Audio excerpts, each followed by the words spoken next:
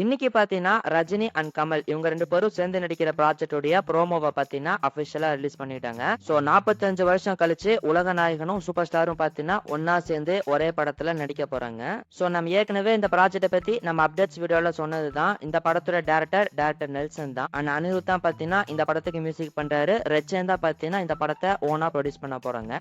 So இதுக்கு முன்னாடி பாத்தீங்கன்னா directors K Balachander, Bharathi Raja, CV சேதுரு, Rudraiah இவங்க 4 பேரும் தான் பாத்தீங்கன்னா ரஜினி கமலும் சேர்ந்து நடிக்கிற படங்களை வந்து டைரக்ஷன் பண்ணியிருக்காங்க. சோ இவங்களுக்கு அப்புறமா 5வது டைரக்டரா சூப்பர் ஸ்டாரையே உலகநாயகனே வச்சு நெல்சன் வந்து பாத்தீங்கன்னா டைரக்ட் பண்ண போறாரு. சோ இந்த 2 லெஜண்ட்ஸையும் எப்படி நெல்சன் வந்து கரெக்டா கம்பேர் பண்ணி 2 பேத்துக்கும் இம்பார்ட்டன்ஸ் கொடுத்து எப்படி கதை எழுதியிருக்காரு அப்படிங்கறத வெயிட் பண்ணி தான் பார்க்கணும். ஏன்னா 2 பேருமே பெரிய லெஜண்ட்ஸ், 2 பேத்துக்குமே கரெக்டான இம்பார்ட்டன்ஸை கொடுக்கணும், கரெக்டான ஸ்கிரீன் பிரசன்ஸை கொடுக்கணும். அந்த வகையில நெல்சன் வந்து எப்படி இந்த படத்துல பண்ண போறாரு அப்படிங்கறத வெயிட் பண்ணி தான் பார்க்கணும். சோ இதுக்கு முன்னாடி நெல்சன் எடுத்த ஜெயிலர் படத்துல பாத்தீங்கன்னா ஏகப்பட்ட ஆர்டிஸ்ட கொண்டு வந்திருப்பாரு. சோ அதிலே பாத்தீங்கன்னா எல்லாருக்கான ஸ்கோப்புமே பர்ஃபெக்டா பண்ணி வந்திருப்பாரு. அண்ட் அதே மாதிரி இப்போ அவர் எடுத்திருக்கிற ஜெயிலர் 2 படத்துலயுமே பாத்தீங்கன்னா ஏகப்பட்ட ஆர்டிஸ்ட் இருக்காங்க அப்படிங்கறத நம்ம ஏற்கனவே சொல்லியிருந்தோம். சோ அந்த வகையில பார்க்கும்போது இந்த ரஜினி கமல் ப்ராஜெக்ட்லயுமே பாத்தீங்கன்னா 2 பேத்துக்குமே ஈக்குவலான ஸ்பேஸ் அப்படிங்கறத கண்டிப்பா நெல்சன் கொடுப்பாரு. சோ அது எப்படி எந்த அளவுக்கு சூப்பரா பண்ணிருக்காரு அப்படிங்கறத வெயிட் பண்ணி தான் பார்க்கணும். அண்ட் இந்த ப்ரோமோல லாஸ்ட்லயே பாத்தீங்கன்னா ஒரு டயலாக் வந்து பிளேஸ் பண்ணிருக்காங்க. கமல் வந்து பாத்தீங்கன்னா கேக்குறாரு, யாரு ஹீரோ அப்படிங்கிற மாதிரி கேக்குறாரு. அண்ட் சூப்பர் ஸ்டார் வந்து பாத்தீங்கன்னா கேக்குறாருல, சொல்லுங்க ஜி அப்படிங்கிற மாதிரி நெல்சனை பார்த்து சொல்றாரு. சோ அதெல்லாம் பாத்தீங்கன்னா ஒரு ஃபன் மூமெண்டா இருந்துச்சு. சோ இவங்க 2 பேரை நெல்சன் வந்து எப்படி ஹேண்டில் பண்ண போறாரு, எந்த அளவுக்கு ஸ்கிரீன் பிரசன்ஸ் கொடுக்க போறாரு அப்படிங்கறத நம்ம வெயிட் பண்ணி பார்க்கலாம். அண்ட் இந்த ப்ரோமோ பாத்தீங்கன்னா ஃபுல்லா நெல்சனோட ஸ்டைல்ல ரொம்ப ஃபன்னாவும் ஒரு பக்கம் மாசாவும் தரமா பாத்தீங்கன்னா பண்ணிருக்காரு. சோ நம்ம ஏற்கனவே சொல்லியிருந்த மாதிரி இந்த ப்ரோமோல பாத்தீங்கன்னா டைரக்டர் நெல்சனும் அனிருத்தும் பாத்தீங்கன்னா அப்பேர் ஆகியிருக்காங்க. சோ இந்த ப்ரோமோல அனிருத்துடைய மியூசிக் பாத்தீங்கன்னா எப்பவும் போல தரமா பண்ணிட்டாரு அப்படின்னு சொல்லலாம். சோ இந்த தடவை ஒரு டிஃபரெண்டான மியூசிக்கே கையில எடுத்திருக்காருங்க. ஏன்னா பழைய பாட்டை ரீமிக்ஸ் பண்ணாம இவரே பாத்தீங்கன்னா ஒரு கிளாசிக்கல் மியூசிக் வந்து கம்போஸ் பண்ணிருக்காரு. அது வந்து பாத்தீங்கன்னா சூப்பராக இருந்தது. அண்ட் இது போக அனிருத் வந்து பாத்தீங்கன்னா 8வது தடவையா சூப்பர் ஸ்டார் கூட கொலாபரேட் பண்றாருங்க.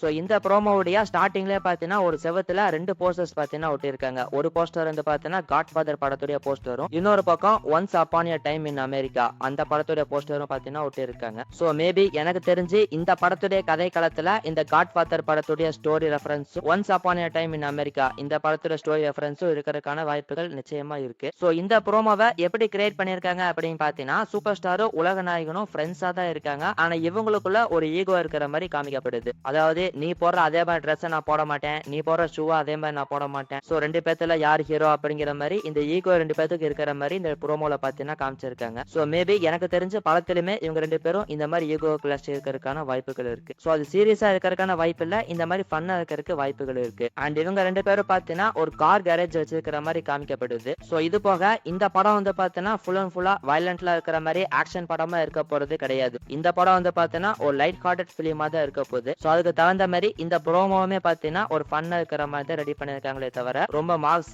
வயலன்ஸ்லாம் இருக்கிற மாதிரி இந்த ப்ரோமோ பாத்தீங்கன்னா இவங்க கிரியேட் பண்ணல. சோ எனக்கு தெரிஞ்சு இந்த ப்ரோமோ மாதிரியே தான் பாத்தீங்கன்னா படமும் ஃபன்னா இருக்க போகுது. சோ அது எந்த அளவுக்கு சூப்பரா நெல்சன் எடுக்க போறாரு அப்படிங்கறத வெயிட் பண்ணி பார்க்கலாம். சோ இந்த ப்ரோமோல உலக நாயகனுடைய ரூம் நம்பர் வந்து பாத்தீங்கன்னா 7 அப்படிங்கிற மாதிரி காமிச்சிருப்பாங்க. சூப்பர் ஸ்டார் ரூம் நம்பர் பாத்தீங்கன்னா 12 அப்படின்னு காமிச்சிருப்பாங்க. சோ இந்த 12 7க்கான மீனிங் என்ன அப்படிங்கறத நேத்துக்கு போட்ட அப்டேட் வீடியோல நான் சொல்லியிருந்தேன். சூப்பர் ஸ்டாரோட பிறந்தநாள் டிசம்பர் 12, கமல்ஹாசனோட பிறந்தநாள் நவம்பர் 7. சோ அதை ரெஃபரன்ஸ் பண்ற வகையில தான் இந்த 12 7 அப்படிங்கறத வச்சிருக்காங்க.